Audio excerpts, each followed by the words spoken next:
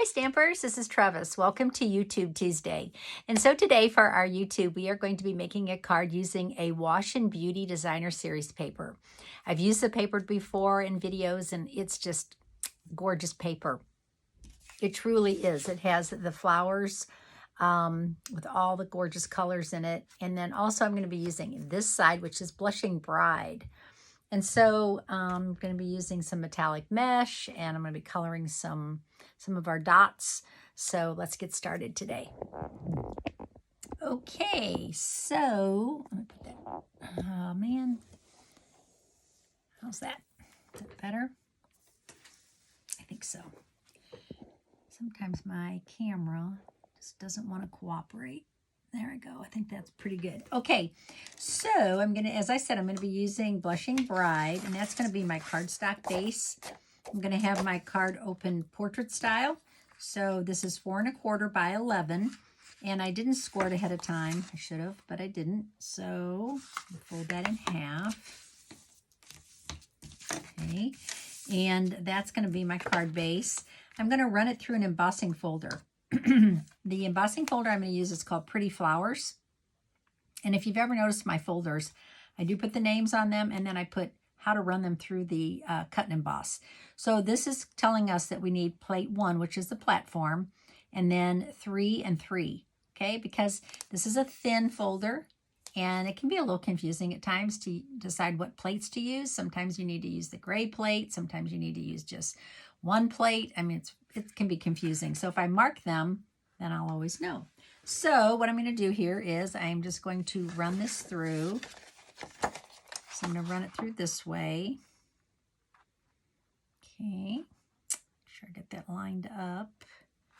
Okay, and I'm going to run it through my cut and emboss. So I have my platform 1, and then I have my plates, and I always have one marked on the bottom. Keep that on the bottom, and then plate 3 on top. Okay, so I hope that didn't move, did it? No.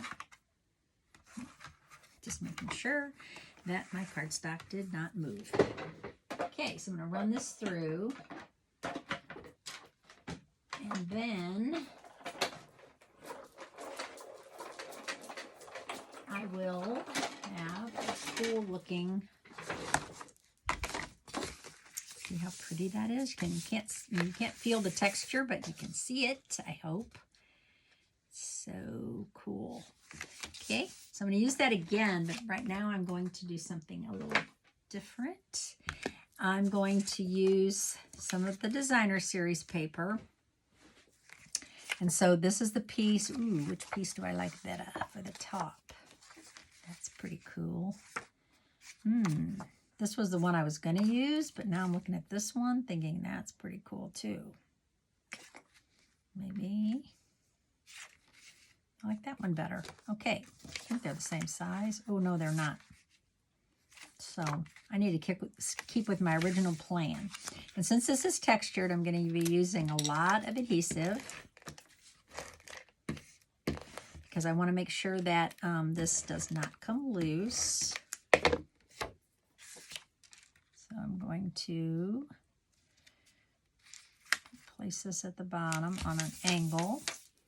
And then this piece is going to be layered next. What do I want to do? Before I adhere, yeah, I can go ahead and adhere this.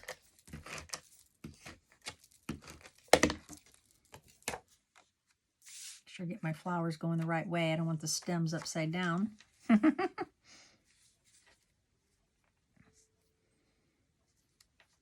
kind of want it like that. Okay, and then I have my Scalloped Contours dies. Okay, and I cut out this one out of white cardstock. Okay, and then I cut an extra piece of white just to lay on top of it. Okay, and what I want to do first is I want to stamp a greeting on here. And a greeting that I totally love is friendships refresh the soul. And so I want to use that. And color I want to use is, I'm going to use Granny Apple Green.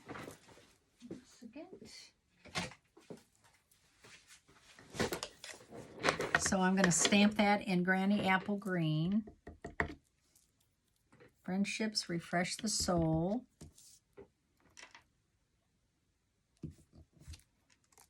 Oh, that's so beautiful. I love it. Okay. Then my idea was to run this through the embossing folder after I've stamped it. So let's see how this turns out. It's a good idea. Let's see if it works.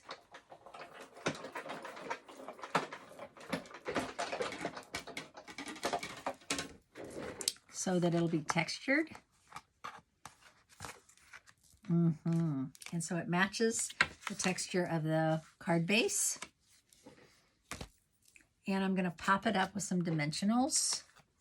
I think I'll use 6. And I'll pop this up. I think I'm about due to do a speedy video. Do you guys like those speedy videos where I don't talk? I just stamp, set it to music, and set the pace up. I don't know if you like those or not. I think they're kind of fun. That's so cute. Okay, so I'll just use liquid glue on this.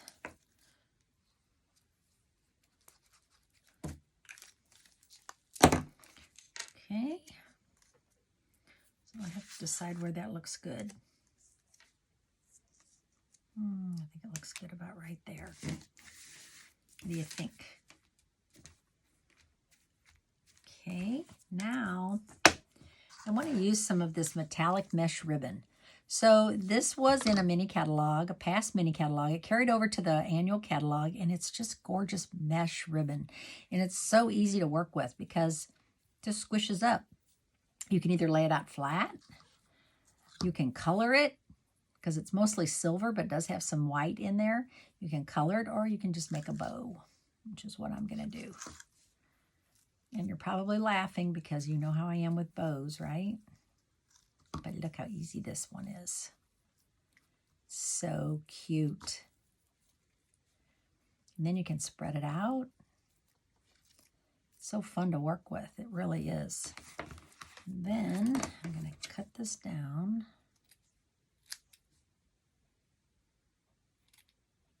Kind of spread that out a little bit. So this is back in the back of the catalog with the ribbons. And if you haven't tried it, oh, it's just so... It can be elegant. It can be, looks really cute on Halloween cards, Christmas cards. It's just beautiful. Okay, so I'm going to put a mini glue dot down. I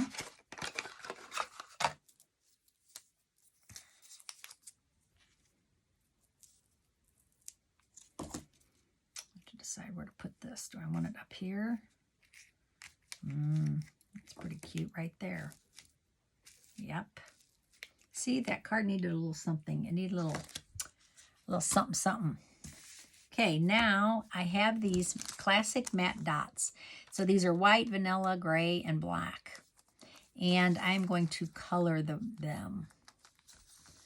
So I'm going to use my Granny Apple Green blend. And I'm going to color some of these vanilla ones. Actually, I'm going to use the other tip. So this is the dark, but it doesn't really, you know, it's not dark, dark, dark. It's just a nice little Granny Apple color. Okay. It dries quickly, so you can add them to your card or your project. So slide them off.